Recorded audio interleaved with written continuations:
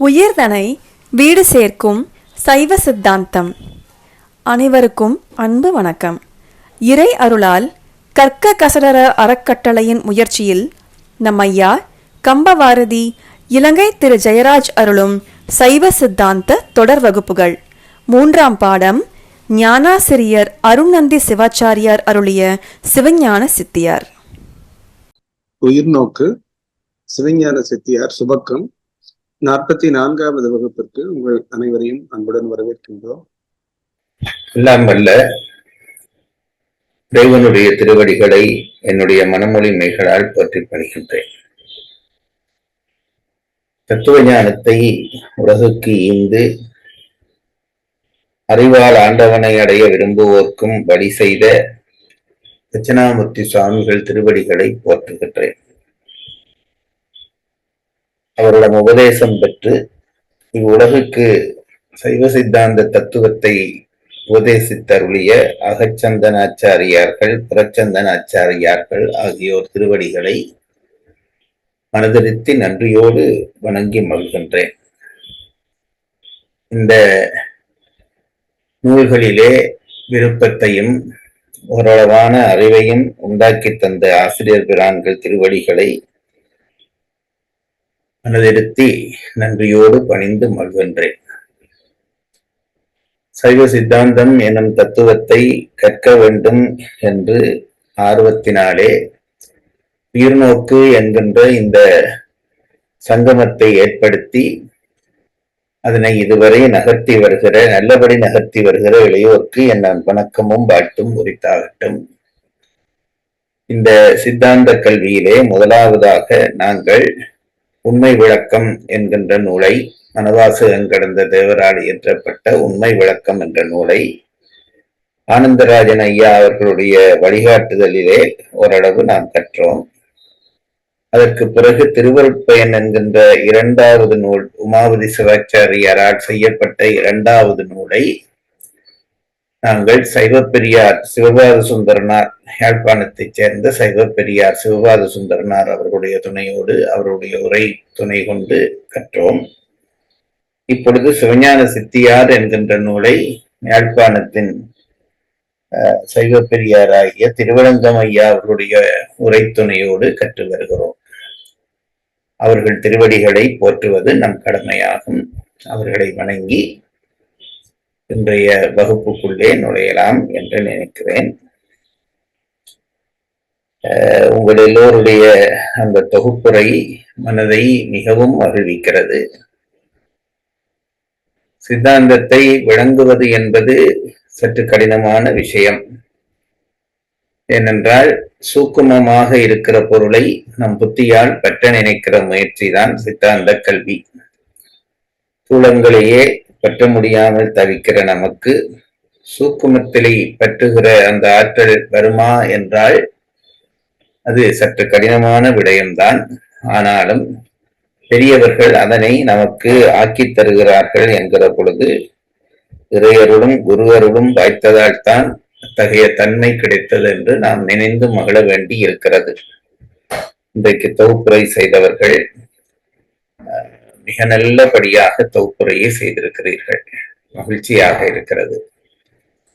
நான் சொன்னது போக நீங்களாக தேடின சிலவற்றை கூட நீங்கள் சொன்ன பொழுது நான் கண்டு மகிழ்ந்தேன்.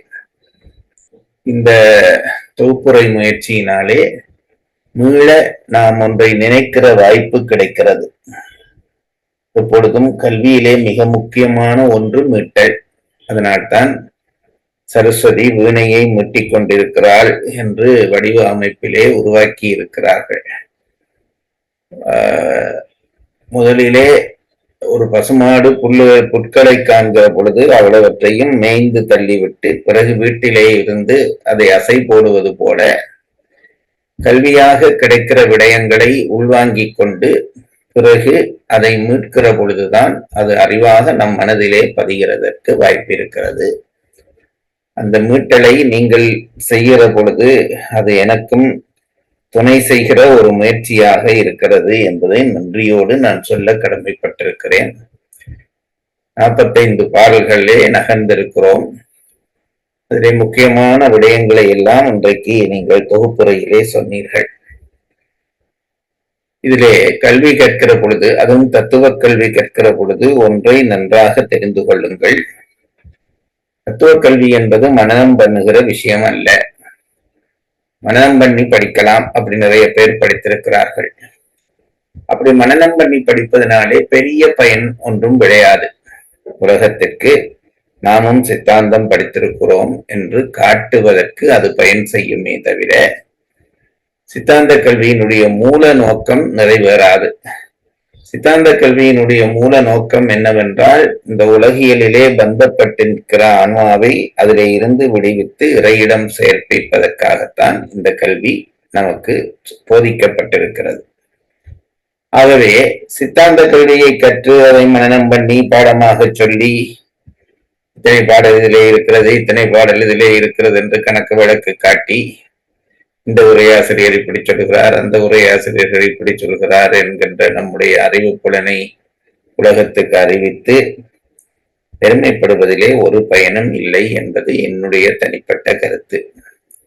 சித்தாந்த கல்வியிலே நகர நகர நம்முடைய ஆத்மா பக்குவப்பட வேண்டும். அதற்காகத்தான் இந்த கல்வி. ஏற்கனவே உங்களுடைய ஆன்மாக்கள் எல்லாம் பக்குவப்பட்ட ஆன்மாக்கள் என்றபடியால் தான் சித்தாந்த நூல்களுக்குள்ளே உங்களை இறங்க அது தூண்டி இருக்கிறது. ஆகவே இந்த கல்வியினோடு முத்திநிலை நோக்கி நாம் நகர வேண்டும் என்பதை ஒரு அடிப்படையாக வைத்துக் கொள்ளுங்கள். அதற்காகத்தான் இந்த கல்வியை கற்கிறோம் என்பதை தெரிந்து கொள்ளுங்கள். நான் ஆரம்பத்திலேயே உங்களுக்கு சொல்லி இருப்பது போல, சித்தாந்த கல்வியிலே எனக்கு பெரிய புலமை என்பது கிடையாது. உங்களோடு சேர்ந்து நானும் கற்கிறேன். அந்த அளவிலே தான் எனக்கு இது பற்றிய உண்மை தெரிகிறது. ஆனால் ஒரு உண்மையை தெரிந்து கொள்கிறேன். விசுவாசத்தோடு ஒரு நூலுக்குள்ளே நாம் நுழைந்தோமானால் இறைவன் முன்னின்று நம்மை வழிப்படுத்தி அந்த நூல்களை விளக்கம் செய்வான் என்பது என்னுடைய அசையாத நம்பிக்கை. அந்த நம்பிக்கையை இன்றைய உங்களுடைய தொகுப்புரைகளும் நிறுவி காட்டின. சித்தாந்தத்திலே கல்வியை கற்கிற பொழுது நான் எப்பொழுதும் சொல்வது போல இன்றைக்கும் திரும்ப சொல்கிறேன், அந்தந்த இடங்களிலே முழுவதையும் விளங்கிக் கொண்டு அடுத்தபடிக்கு போவது என்பது சாத்தியம் இல்லை. ஒரு பாடலை படிக்கிற பொழுது அந்த விடயத்தை அப்படியே முழுவதும் விளங்கிவிட்டு அதற்கு அடுத்த பாடலுக்கு போய் அடுத்த விஷயத்துக்கு விளங்குவது என்பது எப்பொழுதும் சாத்தியம் இல்லை. விளங்க விளங்க விளங்க விளங்கி கொண்டு போகும். அப்படித்தான் நம்ப வேண்டும். ஒரு இடத்திலே நமக்கு சில இருளாக சில விஷயம் பட்டதென்றால் பயப்பட தேவையில்லை என்பது என்னுடைய அபிப்பிராயம். அந்த இடம் இருளாக இருக்கிறது என்பதை மட்டும் மனதிலே குறித்துக் கொள்ள வேண்டும். அதை வெறுமனே தாண்டி போகவும் கூடாது, அது கண்டு அஞ்சவும் கூடாது. இந்த இடம் எங்களுக்கு தெளிவில்லை என்று நினைத்து கொண்டு போனால் நூலாசிரியர்களே அந்த இடத்தை இன்னொரு இடத்திலே நமக்கு தெளிவாக்குவார்கள். உதாரணத்துக்கு சொல்வதானால், இந்த பஞ்சகலைகள் பற்றி படித்திருக்கிறோம். பஞ்சகலைகளை அடிப்படையாக கொண்டு வாக்குகள் 4 5 வாக்குகளாக மாறுகிறது என்று இன்றைக்கு செந்தில் அவர்கள் சொன்னார்கள். இன்னும் எங்களுக்கு அந்த கலை என்பது என்ன என்பது சரியாக விளங்கவில்லை. எங்களுக்கு என்பது நான் எனக்கு என்று சொல்லுகிறேன். ஆனால் அது பின்னாலே விளங்கப்படுத்தப்படும் என்று நூலாசிரியர் பாடல் உட்பட தந்திருக்கிறார். ஆகவே அந்த இடம் வருகிற பொழுது இந்த கலைகளை நாம் விளங்க முயற்சிக்கலாம். அந்த அளவிலே இந்த நூலினுடைய தொகுப்புரையை சுருக்கமாகவும் அழகாகவும் தந்ததற்காக உங்கள் எல்லோருக்கும் நன்றி சொல்ல விரும்புகிறேன். இந்த முயற்சியை எல்லாரும் செய்து பாருங்கள். நான் நினைக்கிறேன் தொகுப்புரை செய்வதற்கு நாங்களும் தயாராக இருக்கிறோம் என்று நினைக்கிறவர்கள் செந்தில் அவர்களிடம் உங்களுடைய பெயர்களை சொன்னால் அவர் ஒரு ஒழுங்கின்படி அல்லது ஒரு வெற்றிச்சீட்டின் குலுக்கி போடுவதன்படி 3 தேர்ந்தெடுத்து இந்த தொகுப்புரையை செய்ய முன்னமே சொல்லி அவர்களுக்கு நேரம் கொடுத்து செய்தால் எல்லோரும் இந்த முயற்சியை செய்து பாருங்கள். செய்கிற பொழுது மனதிலே எப்படி சித்தாந்தம் பதிகிறது என்கின்ற ரகசியம் உங்களுக்கு புரியும். இவ்வளவுதான் நாம் காதாலே கேட்பதை விட கேட்டதை வாயாலே சொல்லுகிற பொழுது மனதிலே அது ஆழப்பதிந்து விடும். அப்பொழுதுதான் நமக்கு விளங்காத இடங்கள் விளங்கும். அந்த வகையிலே இன்றைக்கு தொகுப்புரை செய்தவர்களுக்கு நன்றி கூறி இனி 46வது பாடலுக்குள்ளே இன்றைய வகுப்பிலே நுழைவோம். 46வது பாடலை படிக்க தொடங்குவோம். பாடல் எண் 46. பாடல் தலைப்பு வாக்குகளால் உயிர்களுக்கு அறிவு உண்டாகும்.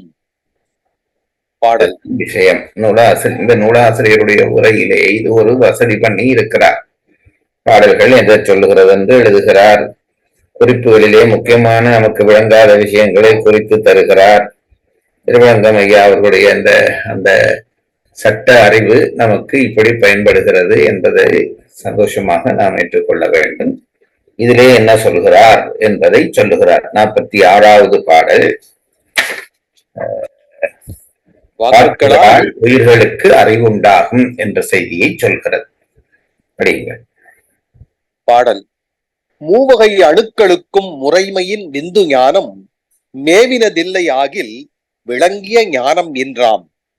ஓவிட விந்து ஞானம் உதிப்பதோர் ஞானம் உண்டேல் சேவுயர் கொடியினான் தன் சேவடி சேரலாமே. பொருளுரை. மூவகை அணுக்களுக்கும் மேற்கூறிய வித்தைகள் வித்தையீசர் சதாசிவர்கன்றி விஞ்ஞானாகலர் பிரளயாகலர் சகலர் என்னும் மூவகை உயிர்களுக்கும். இந்த இடத்திலே இது எங்களுக்கு அந்த சென்ற வகுப்பிலே படித்தது புது விஷயம் என்றபடியால் சொல்லுகிறேன். 3 வகை அணுக்கள் யார் என்றால் முதல் சொன்ன அணுக்கள், முதல் பாட்டிலே சொன்ன மூவகை அணுக்கள் அல்லாத மூவர் என்று இதற்கு பொருள் கொள்கிறோம். முதல் சொன்ன பாடலே சொன்ன மூவகை அணுக்கள் யார் என்றால் வித்தைகள், வித்தை ஈசர், சதாசிவர் என்று மூவர். சிவதத்துவத்திலே 5வது தத்துவத்திலே இருந்து தொடங்குகிறார்கள். சுத்த வித்தையிலே இருக்கிறவர்கள் வித்தை ஈசர், வித்தைகள் என்று சொல்கிறவர்கள் 5வது தத்துவத்திலே இருக்கிறவர்கள். 4வது தத்துவத்திலே இருக்கிறவர் வித்தை ஈசர். அடுத்தது 3வது தத்துவத்திலே இருக்கிறவர்கள் சதாசிவர். இதிலே ஒவ்வொருவரிலேயும் எண்ணிக்கை நமக்கு சொல்லப்படுகிறது. 10, 8. யார் நீங்கள் சொல்லுங்கள். முதலில் சப்தகோடி மகாமந்திரர், 2வது 10 பதின்மர், 3வது எண்மர். இந்த மூவருடைய வேலை தொழிலில் இருக்கிற இருப்பிடம் எல்லாம் சொல்கிறார்கள்.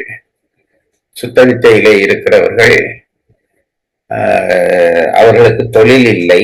சுத்த விசையிலே இருக்கிறவர்கள் என்ன செய்கிறார்கள் சொல்லுங்கள். அவர்கள் சுத்த வித்யா தத்துவத்தில் இருக்கும் சப்தகோடி மகாமந்திரர். 2வது வித்தை ஈசர் ஈஸ்வரனை சூழ்ந்திருந்து மாயையின் கீழ் உண்டாகிய சிருட்டி முதலிய கிருத்தியங்களை சிவனுடைய ஏவலால் செய்பவர்கள். இவர்கள்தான் இந்த சிருஷ்டி முதலியவற்றை செய்கிறவர்கள். சிருஷ்டி முதலியவற்றை செய்கிறவர்கள். 3வது சாதாக்கிய அணு சதாசிவர். இவர் சாதாக்கிய தத்துவத்திலே சதாசிவ மூர்த்தியை சூழ சேவித்துக் கொண்டிருந்து மோகங்களை புசிக்கும் அபரமுத்தராவர். இப்போ இதிலே நமக்கு ஒரு 2வது வித்தை ஈசர் என்ன செய்கிறார் என்று சொல்லிவிட்டார். சதாசிவர் என்ன சொல்லிவிட்டார் என்று சொல்லப்பட்டிருக்கிறது. இந்த வித்தைகள் என்று சொல்லப்படுகிற மந்திரேஸ்வரர் அவர்களுடைய செயற்பாடு என்ன என்று எங்களுக்கு இன்னும் இதிலே வரவில்லை. அப்படித்தானே? ஆமாங்கய்யா. மந்திரேஸ்வரர். அப்ப அதை மனதிலே குறித்துக் கொள்ள வேண்டும். மற்ற 2 பேருக்குமான விவரங்கள் சொல்லப்பட்டிருக்கிறது. இந்த வித்தைகள் என்று சொல்லப்படுகிற மந்திரேஸ்வரர்கள் என்ன செய்கிறார்கள் என்பது பற்றி அப்போ அது மனதுக்குள்ளே ஒரு புள்ளி வைத்திருக்க வேண்டும். அது எங்கே வரப்போகிறது என்று நாம் தேடிக்கொள்ள வேண்டும். இதைத்தான் அந்த தேடுகிற முறைமை என்று சொல்லுகிறேன். அப்ப இந்த 3 பேர் தவிர இவர்கள் அபரமுத்தர்கள் என்று சொல்லப்படுகிறவர்கள். அதாவது முத்தி நிலைக்குள்ளே போய்விடுகிறார்கள், முழுமையாக போகாதவர்கள். இவர்கள் அபரமுத்தர்கள் என்று சொல்லப்படுகிறார்கள். இனி அபரமுத்தர்கள் அல்லாத ஆன்மாக்களுடைய 3 நிலை இருக்கிறது. அதைத்தான் சகலர், பிரளயாகலர், விஞ்ஞானகலர் என்று 3 வகையான ஆன்மாக்கள் இருக்கிறார்கள். மும்மலமும் உடையவர்கள் சகலர், இருமலம் உடையவர்கள் பிரளயாகலர், ஒரு மலம் உடையவர்கள் விஞ்ஞானகலர் என்று 3 வகையாக பிரிக்கப்படுகிறார்கள். இவர்கள் பிறவியதோறும் வருகிற அனுபவத்தினாலேயும் மேல் நோக்கி போவார்கள். சகலராக இருந்து பிரளயகராக மாறி விஞ்ஞானகராக மாறுவார்கள் என்பது ஒரு பகுதி. இன்னொரு பகுதி, இந்த உயிர்களுக்கு தோற்றம் இல்லை என்று நாங்கள் படித்து விட்டோம். உயிர்கள் அது எப்படி இறைவன் நிச்சயமோ மலங்கள் நிச்சயமோ அப்படி உயிர்களின் நிச்சயம். அந்த உயிர்களிலே சில உயிர்கள் இயல்பாகவே பிரளயகாலர உயிராக இருக்கின்றன. சில இயல்பாகவே சகலராக இருக்கும். சகலராக இருப்பதிலே ஆச்சரியம் இல்லை. அது மும்மலமும் பட்டு இருப்பது நமக்கு தெரிகிறது. பிரளயாகலர் என்பது சகரிலே இருந்து வந்தவர்கள் என்றும் இருக்கிறார்கள், பிரளயாகலராகவே இருக்கிறவர்களும் இருக்கிறார்கள். இயல்பாகவே அந்த ஆன்மாக்கள் அப்படித்தான். அதுபோலதான் விஞ்ஞானகலரிலேயும் மேலே ப்ரமோஷன்ல மேல வந்த விஞ்ஞானகலரும் இருக்கிறார்கள். இயல்பாகவே உயிர்த்தன்மையிலே விஞ்ஞானகலராக இருக்கிறவர்களும் இருக்கிறார்கள் என்று மூவகை ஆன்மாக்கள். இவர்கள் முத்தி நிலை எய்தாதவர்கள். சொன்னவர்கள் முத்தி நிலை எய்தி பரமுத்தி நிலை எய்தாமல் அவரமுத்தி நிலையை எய்தியவர்கள். இவர்கள் இப்போ நாங்கள் சொல்லுகிற 3 பேரும் முத்தி நிலை எய்தாத ஆன்மாக்கள் என்று சொல்லப்படுகிறவர்கள். அவர்களை பற்றி தான் இங்கே சொல்கிறார்கள். படியுங்கள். மூவகை அணுக்களுக்கும் மேற்கூறிய வித்தைகள் வித்தை ஈசர் சதாசிவர்க்கன்றி விஞ்ஞானாகலர் பிரளயாகலர் சகலர் என்னும் மூவகை உயிர்களுக்கும் விந்து ஞானம் வைந்தவ ஞானம் முறைமையில் என்பது உங்களுக்கு தெரியும். விந்து என்பது சுத்தமாயினாலே வருகிற ஞானம். அதுதான் விந்துவில இருந்துதான் இந்த சுத்தமாயி உதிக்கிறது. ஆகவே சுத்தமாயினாலே வருகிற ஞானம் விந்து ஞானம். அதைத்தான் வைந்தவ ஞானம் என்று சொல்கிறார்கள். முறைமையின் மேவினது இல்லையாகில் முறையே தூலமாயும் தூல தரமாயும் தூல தமமாயும் பொருந்தினது இல்லையாயின். தமிழ் நமக்கு உதவுகிறது. முறையே என்று சொல் போட்டிருக்கிறார்கள். யார் விஞ்ஞானகலர் பிரளயாகலர் சகலர் என்கின்ற மூவகை உயிர்களுக்கும் வைந்தவ ஞானம் முறைமையின் மேவினது இல்லையாகில். அப்போ அவர்கள் இந்த முறையே என்று சொல்வந்த விடவியால் பின்னே சொல்ல போகிற விஷயத்திலே முதலாவது விஞ்ஞானகலருக்கு, 2வது பிரளயாகலருக்கு, 3வது சகலருக்கு என்று எடுத்துக்கொள்ள வேண்டும். அதான் இந்த முறையே என்ற சொல். முறையே என்று ஒரு சொல்லை போட்டால் பின்னுக்கு 3 முன்னுக்கு 3 சொல்லி முறையே என்று சொல் போட்டால் அந்த முதல் சொன்ன அந்த ஒழுங்கின்படி பின் சொன்ன ஒழுங்கை அதனோடு சேர்த்து கொள்ள வேண்டும் என்று நாம் தெரிந்து கொள்ள வேண்டும். அப்ப அதை நினைத்து கொண்டு படியுங்கள். திருப்பி ஒரு படியுங்கள். முறைமையின் மேவினது இல்லையாகில் முறையே தூலமாயும் தூல தரமாயும். யாருக்கு தூலம்? விஞ்ஞானகலருக்கு தூலம், பிரளயாகலருக்கு தூலதரம், சகலருக்கு தூலதமம். தூலதமமாயும் பொரிந்தனது இல்லையாயின் விளங்கிய ஞானம் இன்றாம் விடயங்களை அறியும் சவிகற்ப ஞானம் அவருக்கு உண்டாகாதாம். இது தூலதரம் தூலதமம் உங்களுக்கு தெரியும். இன்றைக்கு செந்திலுடைய வாசிப்பிலையும் அது வந்தது. சந்தோஷம். தூலதமம் என்பது தூலத்தை விட மிக கீழ்ப்பட்ட நிலை. தூலதரம் என்பது தூலதமத்தை விட மேலே தூலத்தை விட கீழே இருக்கிற நிலை. அவை இந்த 3 நிலை தூலம் தூலதரம் தூலதமம் அதை விட கீழே கீழே என்று எடுத்துக்கொள்ள வேண்டும். இந்த தரம் தலம் தமம் தரம் என்பவை உயர்த்தி சொல்லுகிற பொழுது அதை விட கூடுதல் என்று எடுக்க வேண்டும். ஆகவே இங்கே கீழே கீழே என்று அந்த 2க்கும் அர்த்தம் பண்ணிக்கொள்ள வேண்டும். தூலதரமாயும்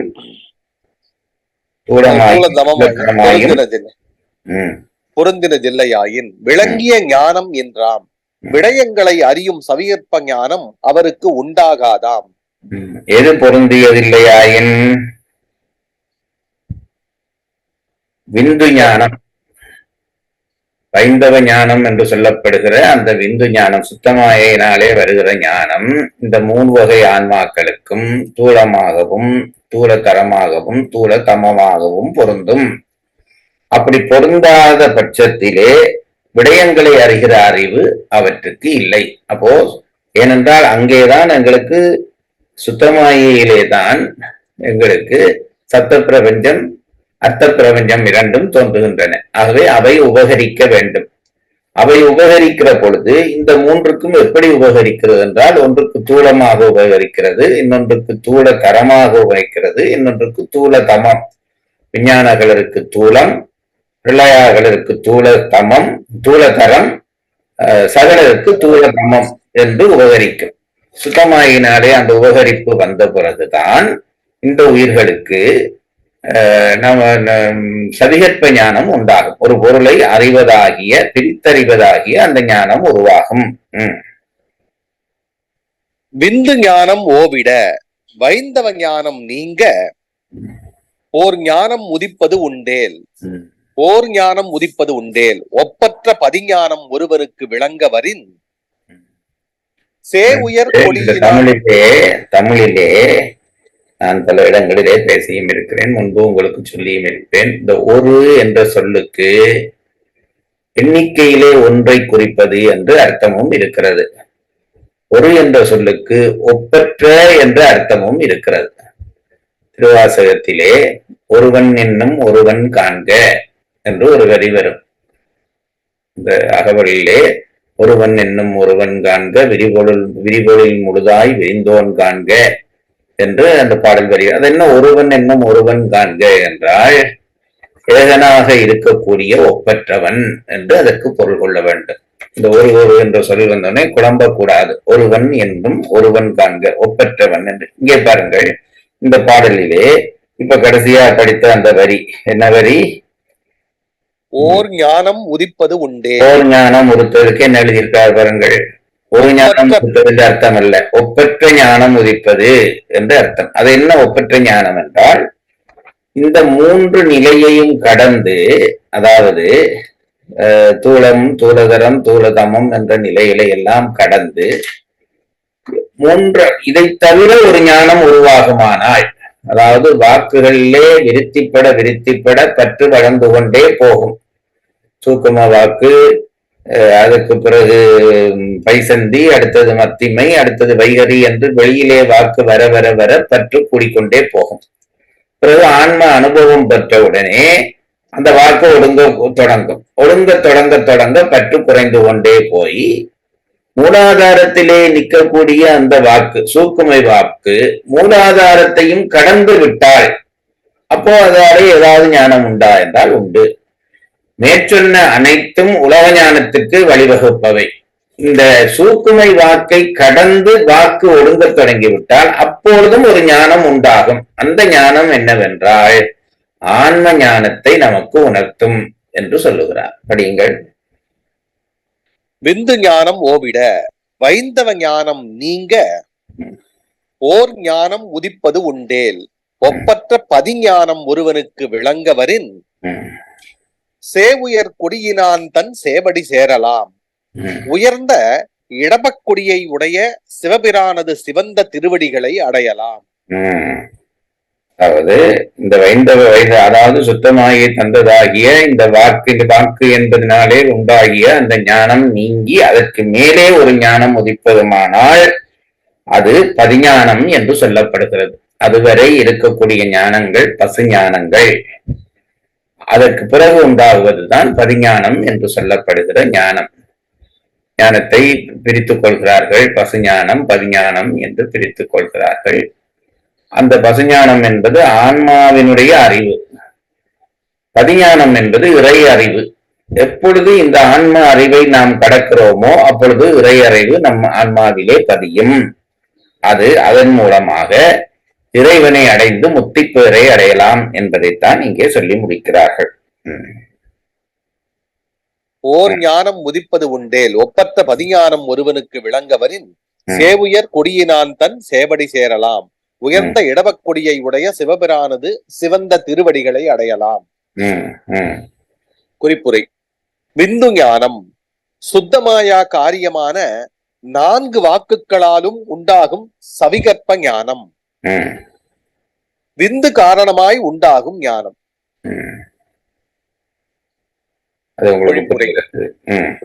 பொழிப்புரை. சூக்குமை முதலிய 4 வாக்குகளாலும் விஞ்ஞானா கலர் முதலிய மூவகை உயிர்களுக்கும் விடய ஞானம் உண்டாகும். இந்த ஞானம் நீங்க மெய்ஞானம் வரின் முத்தி உண்டாகும். ஆரம்பத்திலே இந்த வாக்குகள் விருத்திப்படாமல் விட்டால் மூடம் உண்டாகிவிடும்.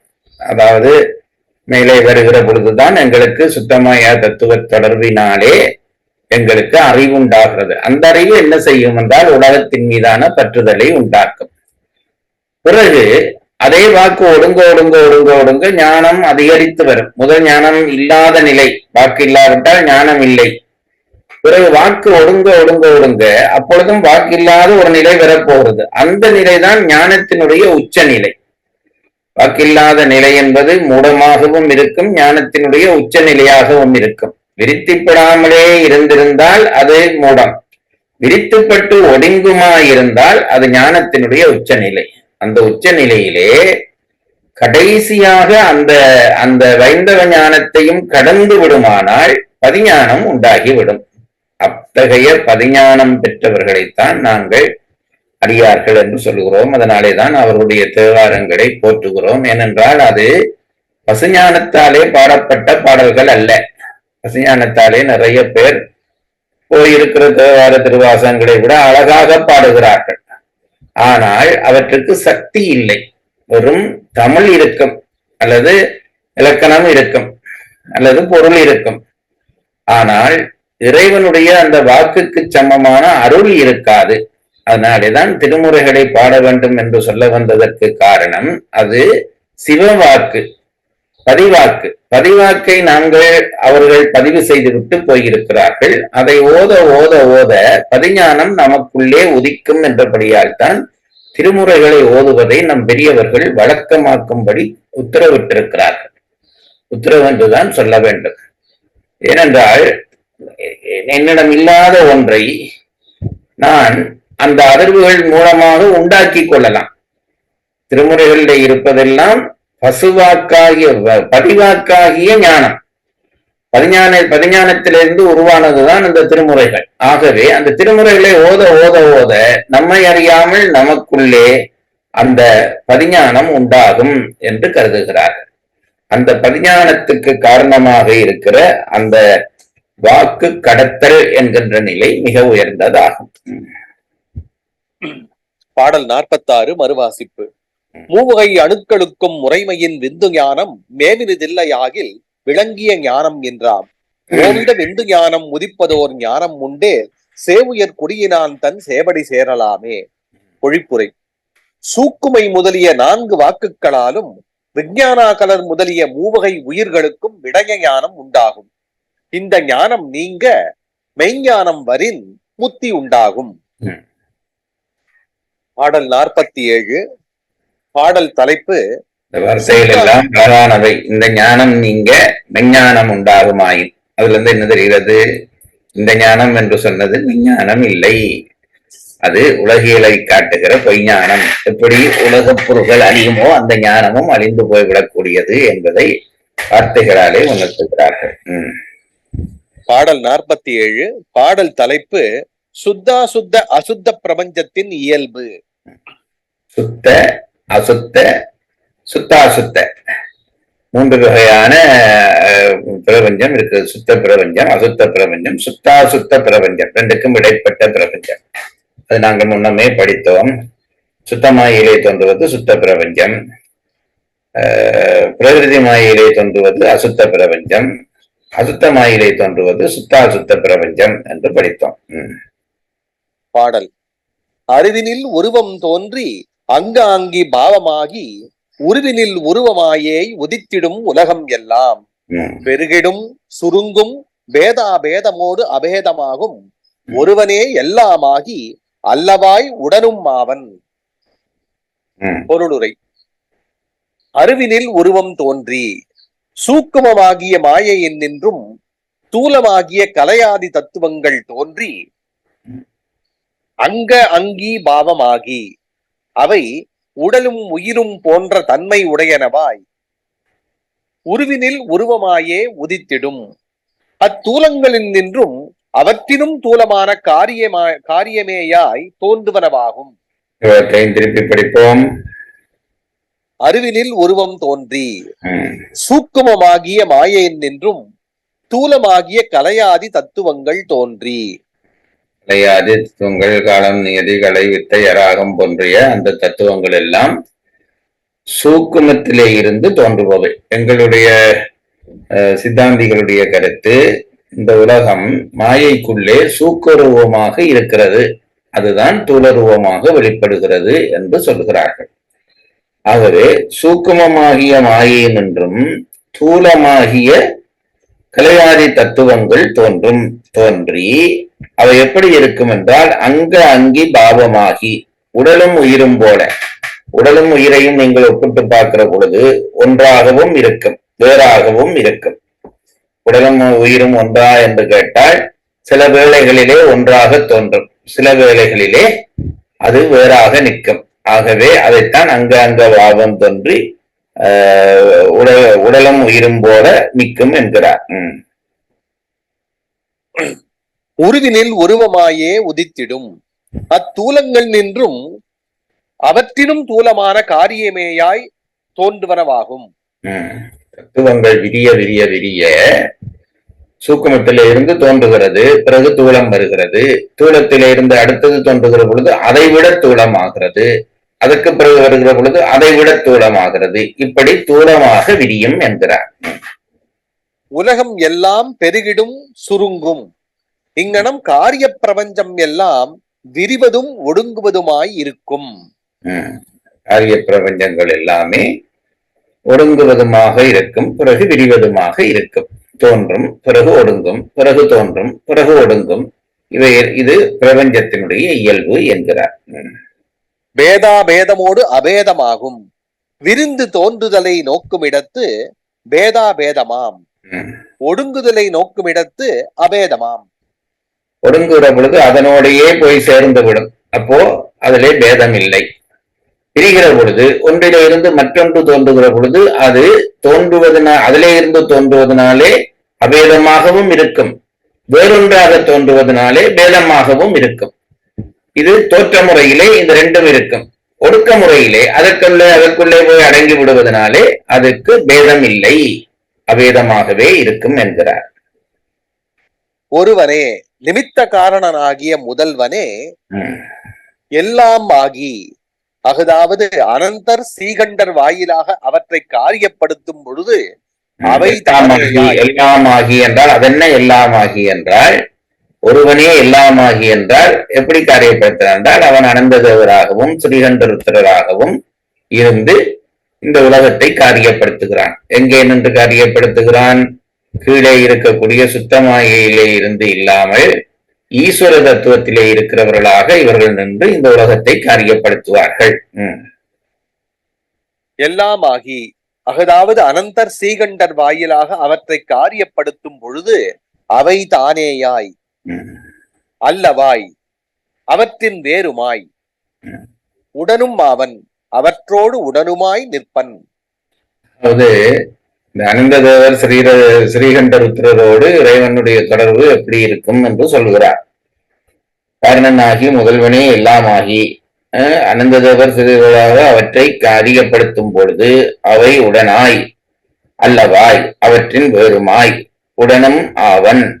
அதாவது ஸ்ரீகண்டருத்திரரையும் அனந்த தேவரையும் சிவனே என்று எடுப்பதா என்றால் எடுக்கலாம், எடுக்க முடியாதா என்றால் எடுக்க முடியாது.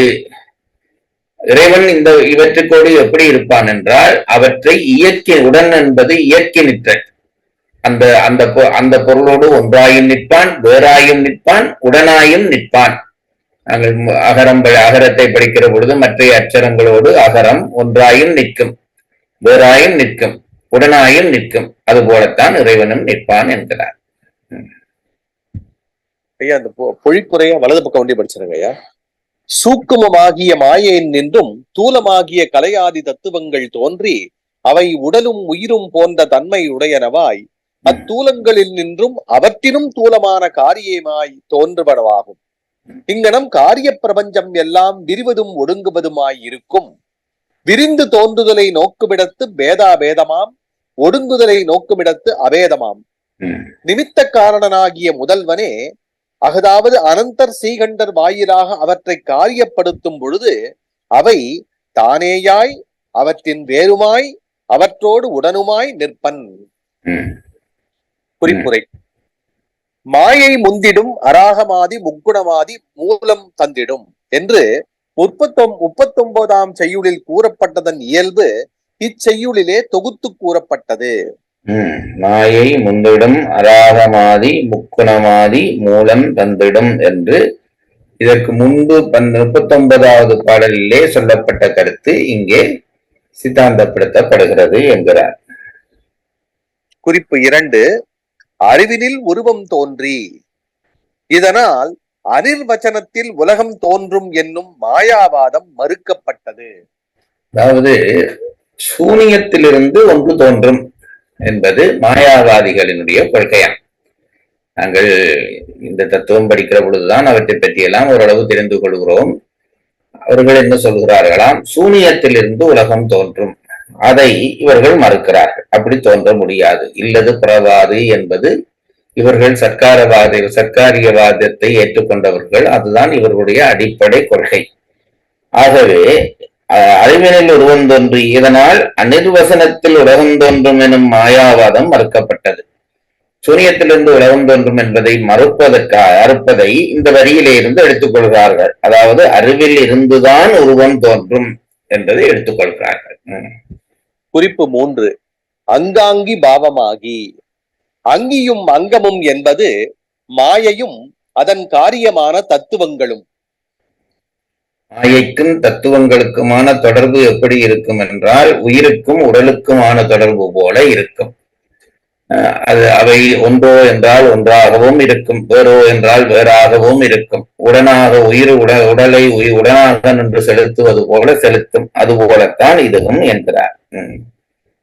அங்காங்கி பாவமாகி. அங்கியும் அங்கமும் என்பது மாயையும் அதன் காரியமான தத்துவங்களும் வேதாபேதமும் அபேதமுமாய் இருத்தற்கு ஓமை. வேதமும் அபேதமுமாக இருக்கும், அபேதமுமாக இருக்கும். இதற்கு ஓமையாக அதை எடுத்துக்கொள்ள வேண்டும் என்கிறார். அங்கி என்றால் வேதம் என்பது வேற்றுமையும் வேற்றுமை இன்மையும், அதே நேரத்தில் அபேதம் என்பது வேற்றுமையாகவே இருக்கும் என்பதை கொள்கிறார். அங்கி என்றால் உயிர், அங்கம் என்றால் உடல். செய்யுள் 93 பார்க்க. அது இனி அதை பற்றி விரிவான விளக்கம் பெறப்போகிறது. இந்த உரையாசிரியர் நமக்கு செய்திருக்கக்கூடிய உதவி, இந்த முக்கியமான விஷயங்கள் பின்னாலே எந்தெந்த இலக்கத்திலே சொல்லப்பட்டுகிறது என்று சொல்லிவிட்டு போகிறார். அப்போ உடனே நாங்கள் என்ன செய்ய வேண்டும்? இந்த இலக்கத்தில் உள்ள பாடலை எடுத்து பார்க்க வேண்டும் என்று நீங்கள் நினைப்பீர்கள். அப்படி பார்க்க கூடாது. ஏனென்றால் அப்படி பார்க்க வேணுமாக இருந்தால் இந்த இடத்திலேயே அந்த பாடல் சொல்லப்பட்டிருக்கும். இடையிலே வருகிற பாடல்கள் நம்மை அந்த பாடலை விளங்குவதற்கு தயார்படுத்தப்பட போகின்றன. ஆகவே இந்த இடத்திலே மேலோட்டமாக விளங்குகிறோம். அதற்கு விரிவான விளக்கம் அங்கே அந்த இடத்திலே வந்தால் போதும் என்று நூலாசிரியர் நினைத்திருக்கிறார். ஆகவே இந்த இடத்திலேயே விளங்க வேண்டும் என்று பிடிவாதம் பிடிப்பது நம்முடைய அறியாமையாக இருக்கும். அந்த இலக்கங்களை தருவதற்கு காரணம் இந்த விஷயம் இன்ன இடத்திலே தெளிவாக வரும் என்பதை நமக்கு சுட்டிவிட்டு, என்றால் இந்த இடம் எங்களுக்கு குழப்பமாக இருக்கிறது, ஆகவே அது தெளிவாக அந்த பாடலிலே நீங்கும் என்று சொல்லிவிட்டு போகிறார். உலகம் எல்லாம் அசுத்த மாயையிலே தோன்றும் சுத்தாசுத்த அசுத்த பிரபஞ்சம். இங்கே உலகம், இந்த பாடலிலே உலகம் என்று சொல்வது சுத்த பிரபஞ்சத்திலே தோன்றுகிற பிரபஞ்சங்களே அல்ல. அசுத்தம், அசுத்தாசுத்தம், அசுத்தம் என்கின்ற அந்த 2 இடத்திலே தோன்றுகிற பிரபஞ்சங்களைத்தான் இந்த பாடலிலே சுட்டுகிறார். உலகம் என்ற சொல் அதைத்தான் சுட்டுகிறது என்கிறார். குறிப்பு 5: பேதாபேதமோடு அபேதம். செய்யுள் 93 பார்க்கவும். குறிப்பு 6: உடனுமாவன். செய்யுள் 93 பார்க்கவும். குறிப்பு 7: எல்லாமாகி என்றதனால் சுத்தமாயா விருத்தியிலும் அவ்வாறு நிற்பன் என்பது. இறைவன் பேதாபேதம் அவேதம் என்று 2 வகையாக தொடர்போடு இருக்கிறான் என்பதை இப்பொழுது அசுத்தமாயிலும் அசுத்தாசுத்தமாயிலும் விளங்கப்படுத்தினார். எல்லாமாகி என்று ஒரு சொல் போட்டிருக்கிறபடியால் சுத்தமாயிலும் இறைவனுடைய தொடர்பு இப்படித்தான் இருக்கும் என்பதை சுட்டிவிட்டு போகிறார். பொழிப்புரை. அசுத்தமாயே நின்றும் தோன்றும் காரிய பிரபஞ்சம் எல்லாம் ஒன்றுக்கொன்று தூலமாய் தோன்றியும் ஒடுங்கியும் பரிணமித்து வரும். தோன்றி வருதலை நோக்குமிடத்து மாயைக்கும் அதன் காரியத்துக்கும் உள்ள சம்பந்தம் பேதாபேதமாம். ஒடுங்குதலை நோக்குமிடத்து அபேதமாம். பரமசிவன் அவற்றை காரியப்படுத்தும் பொழுது அபேதமாயும் பேதமாயும் பேதாபேதமாயும் நிற்பன். அவற்றோடு தொடர்பு பட்டும் தொடர்பின்றியும் அதை செலுத்தியும் நிற்பன் என்பது இந்த பாடலினுடைய விளக்கம். பாடல் எண் 47 மறுவாசிப்பு. பாடல் தலைப்பு சுத்தாசுத்த அசுத்த பிரபஞ்சத்தின் இயல்பு. அறிவினில் உருவம் தோன்றி அங்காங்கி பாவமாகி உருவினில் உருவமாயே உதித்திடும் உலகம் எல்லாம் பெருகிடும் சுருங்கும் வேதாபேதமோடு அபேதமாகும் ஒருவனே எல்லாம் ஆகி அல்லவாய் உடனும் ஆவன். பொழிப்புரை. அசுத்த மாயையின் நின்றும் தோன்றும் காரிய பிரபஞ்சம் எல்லாம் ஒன்றுக்கொன்று தூலமாய் தோன்றியும் ஒடுங்கியும் பரிணமித்து வரும். தோன்றி வருதலை நோக்குமிடத்து மாயைக்கும் அதன் காரியத்தும் உள்ள சம்பந்தம் பேதாபேதமாம். ஒடுங்குதலை நோக்கும் இடத்து அபேதமாம். பரமசிவன் அவற்றை காரியப்படுத்தும் பொழுது அபேதமாயும் பேதமாயும் பேதாபேதமாயும் நிற்பன். இதில் விளங்க வேண்டியது ஒரு தத்துவத்திலே இருந்து, இப்ப நான் சொல்வது சுத்தமாயை கடந்து வந்து விட்டோம். அசுத்தமாயை பிரகிருதி மாயை என்று 2 பிரபஞ்சம் பற்றித்தான் இந்த பாடலிலே படிக்கிறோம். அப்படி படிக்கிற பொழுது ஒரு தத்துவத்திலே இருந்து இன்னொரு தத்துவம் தோன்றுகிறது. அது உங்களுக்கு தெரியும். ஒரு தத்துவத்திலே இருந்து இன்னொரு தத்துவம் தோன்றுகிறது. நாங்கள் படிக்கிற 36 தத்துவ வரிசையில் தோன்றுவதில்லை. ஆனால் ஒன்று தத்துவத்திலிருந்து தான் இன்னொரு தத்துவம் தோன்றுகிறது. அப்படி தோன்றுகிற பொழுது, ஒரு தத்துவத்திலிருந்து இன்னொரு தத்துவம் தோன்றுகிற பொழுது, அந்த முதல் தத்துவத்தினுடைய தன்மை இதனோடு இருக்குமா என்றால் இருக்கும். முதல் தத்துவமே தான் இதுவா என்று கேட்டால் இல்லை. இதுதான் வேத அபேதத்துக்குள்ள வித்தியாசம். இதை இறைவன் தான் இயக்குகிறான் என்று சொல்ல வருகிற பொழுது, அதிலேயும் இன்னொன்று சொல்லிவிட்டு போகிறார். விரிகிற பொழுது பேதமும் அபேதமும் இருக்கும். ஒரு தத்துவத்திலிருந்து இன்னொரு தத்துவமாக விரிகிற பொழுது முதல் தத்துவத்தினுடைய தன்மையும் இருக்கும், இது வேறொரு தத்துவமாகவும் இருக்கும். ஒடுங்குகிற பொழுது அபேதமாகத்தான் இருக்கும். ஏனென்றால் இது அதுவாக மாறிவிடும், அந்த தத்துவமாக மாறிவிடும். ஆகவே விரிகிற பொழுது பேத அபேதமாகவும் ஒடுங்குகிற பொழுது அபேதமாகவும் என்று சொன்னதற்கு காரணம் இது. இனி இந்த இறைவன் எப்படி இவற்றை இயக்குகிறான் என்கிற பொழுது அவனும் அபேதாபேதமாகவும் இயக்குவான், வேதமாகவும் இயக்குவான். இது இறைவனுடைய செயல். அதாவது அதிலிருந்து ஒன்றி இயக்குவான், வேறாகவும் இயக்குவான், உடனாகவும் நின்று இயக்குவான் என்று கொள்ள வேண்டும். அது எப்படி என்றால், உடலும் உயிரும் இயங்குவது போல. உயிர் உடலோடு நிற்கிற பொழுது ஒன்றாகவும் தோன்றும். ஆனால் உடல் வேறு உயிர் வேறு என்றும் தெரியும். ஆனால் உயிர்தான் உடலை இயக்கும். இது போலத்தான் இறைவன் இந்த தத்துவங்களை இயக்குவான் என்று சொல்லி இந்த பாடல் முடிகிறது. இன்றைய வகுப்பை இந்த அளவிலே நிறைவு செய்து அடுத்த வகுப்பிலே மற்றைய பாடலை நாம் பார்க்கலாம். உயிரை அன்பில் வளர்த்து அருளாக்கும் இம்முயற்சியில் இணைந்து பங்கேற்றமைக்கு நன்றி. இறைப்பணியான இம்முயற்சியின் மற்ற பதிவுகளை கேட்க www.karka.in வலைத்தளம் அல்லது யூடியூபில் கற்க கசடர சைவ சித்தாந்த தொடர் வகுப்புகள் என்ற இணைப்பிலும் காணலாம். நன்றி, வணக்கம். சிவார்ப்பணம்.